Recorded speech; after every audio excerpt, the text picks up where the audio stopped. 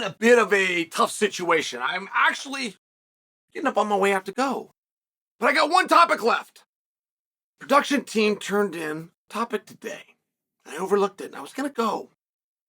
The reason I'm in a tough situation, the topic was simply Saint-Denis coming out and talking about the loss.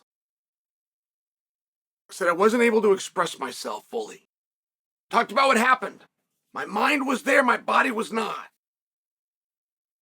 And he was talking about the antibiotic that he used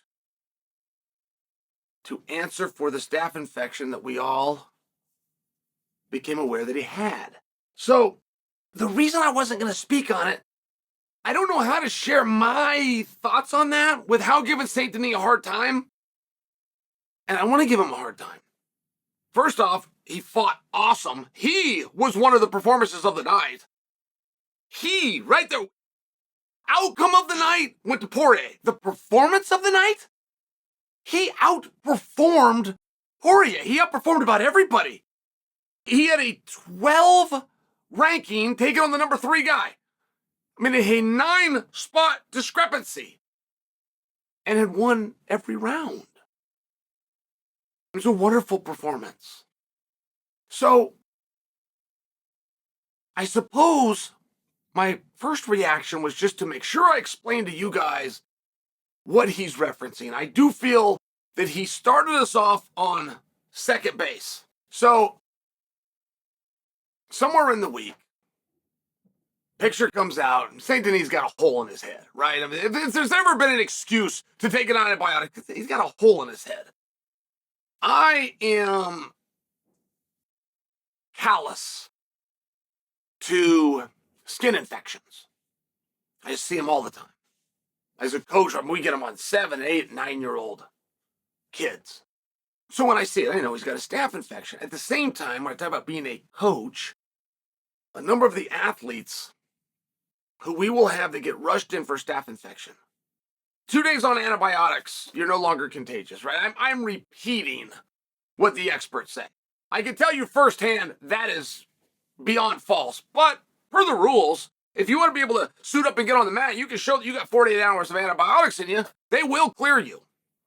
You will spread it to everybody at the time. But this is the rule. All right, just hear me out. And I can tell you we've had a lot of athletes get put on some pretty strong stuff, and it changes them. They come out the other side as very strong. You can also set staph aside completely if you would like. When I'm teaching these younger boys as they're coming up, they go through puberty. And they will get acne. We will go to a dermatologist. They will get on an acne medication. All of a sudden, they can't breathe through the 3rd round. And I'll know every time. I'll look at the zit face case. You went to a dermatologist, didn't you? Yeah, you got put on an antibiotic about 9 days ago, didn't you? I mean, I could just call it. Yeah, I did. I sure did. Okay, it was this one, wasn't it? Great. Call him back. Tell him you need this one, and here's why. So I'm just sharing with you. Moicano is the one that noticed this. Moicano put this out in a tweet. But Moicano, with a language discrepancy, did not explain to you, the audience, why an antibiotic that would be required for a skin clearance by Florida State Athletic Commission in this case, for a staph infection, could be damning to the performance. So I came out and did. I responded to Moicano's Twitter story. But aside from that, there was nothing anywhere out there. Nothing. And there's always the chance that I'm just off the pole. I'm off base. That you all know that an antibiotic is required for staph, and moreover, that an antibiotic could affect your cardio. Maybe you all know that, but I don't think so. There's not very many sports that are even cardio sports. There's not very many times where that be tested. I don't think that that's a known story. So, there's no way around the fact that there is now an excuse being made. And that is never that I've seen a good look for a couple of reasons. I've never seen the audience accept that and go, oh, I see. Throw that one. I think that might matter. Throw it out like it didn't happen. I don't see anything bad that comes from the performance. I mean, if we're being fair, then you're going to concede to what I said. Saint-Denis outperformed Poirier. Poirier got the outcome. But the performance, who looked and fought, showed more positions, won more exchanges, started more action, pressed the action, did more damage. I mean, you go right up and down the list. Had that fight been stopped and it turned to the judges, right? It was one of these situations. Poirier was going to win that fight one way at that point, which was to get him out of there. So what I'm saying is, to cover for something, right? Everybody else that fought that night fought for 15 minutes. This was not a title fight, but these guys were scheduled beyond 15 minutes. Well, if we would have taken it to 15 minutes and turned it in, the very thing that we saw would have a very different result. I'm sharing with you. I don't know what Saint-Denis needs to speak of. And then somebody like him, who is the equivalent to a Navy SEAL, what he's been, they're just not known for excuses, which is why I don't want to call it out. I really don't want to call it out right now. But there's more to the story. And the more to the story, when I tell you, I've never seen somebody after the fact use an excuse and have it work. Like, there are some commissions you can do anything you want. The state of Nevada will never do anything if they are not given an immense amount of press back. Which it has to be so immense by the media that it gets to the governor who instructs them to do something. You can do anything. People defraud the Nevada Commission on a monthly basis. And it has never, that's a zero, not a broad, it has never been called out. So when I see guys that make an excuse, right, the big one is some kind of a medical infraction. My arm was broken. We've had guys with broken arms that they then put out x-rays that are dated prior to the fight. They knew they had a broken arm going on. When they lose the fight, then they let you know, but then they're really into posting and proving it, which is fraudulent beyond all get out. Their license would have to, when you sign under penalty of perjury, that you are not hiding any injury, and then you come out to disclose that you were. And I'm telling you, in the state of, you can do that all day long. It is insurance fraud on top of other crimes, but they will do nothing. So now you're in Florida. Florida has a hard and fast rule that it be disclosed. It does not have to be a PED. I know that you believe that. I know that the media tells you that. I know that members of the Florida Commission believe that's what their rule says, but their rule doesn't say that. So, did he disclose on his form the antibiotic that he's on? He might have. Sure, he might have. If he did it, it was probably because it's just a misunderstanding. Either way, it doesn't need to come up.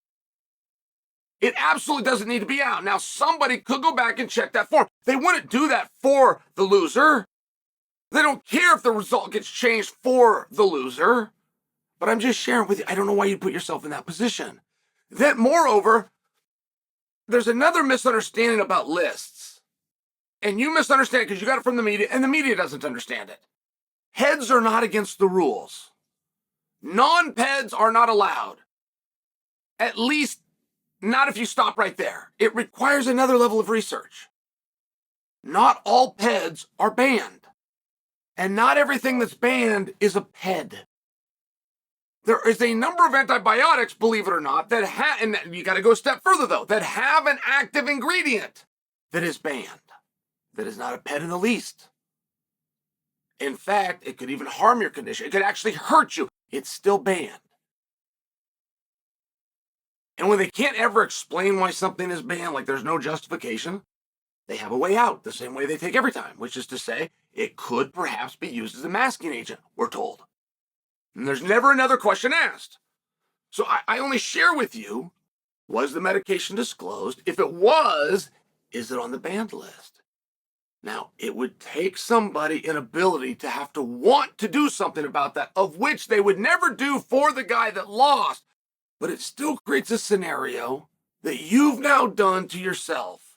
And that's the part where I get confused. That's the part where I never understand why somebody would give information, particularly medical, that could go against themselves. And there is zero chance that Benoit, like, let me just lay this out for you. Why Benoit and his team are watching this guy, screw Chael, he doesn't know what he's talking about. Yeah, I actually know everything I'm talking about, and you did none of those things. You never once took that antibiotic and juxtaposed it against your new testing agency. Never. You didn't even know that the name of the antibiotic doesn't matter in terms of the active ingredient. You didn't even know to do that level of research. You did not go to Novinsky, who would have done all of that research for you. You didn't go to the testing company that would have sent you something in writing and would clear you had you ever failed. You didn't know it at all. And you don't know right now if your guy put that down on the form, if he even understood the question in a language that isn't foreign to him. Like, there's a number of reasons that would have been missed. It's still against the rules. Then, if it doesn't show up in his post-fight urine sample, he's now already said that he took it. Mirko Krokop served a suspension for a substance he said he had, and the test said, no, you don't. It's one of the, like, there's things here that just never needed to be done. And I didn't want to make the peace. I wanted to get up and I wanted to walk out. But I'm making the peace as a way of educating you and letting you know why you never give an opponent information. And you all know that. You never do that before battle. You never reveal your game plan. You'd cut somebody right out of your inner circle if they revealed your game plan. But when the battle is done, those rules still apply. And I'm just telling you the truth, which is to find out a guy with a military background who should have read the books and participated in writing some of the chapters of these books broke the rule against himself. I was literally stunned.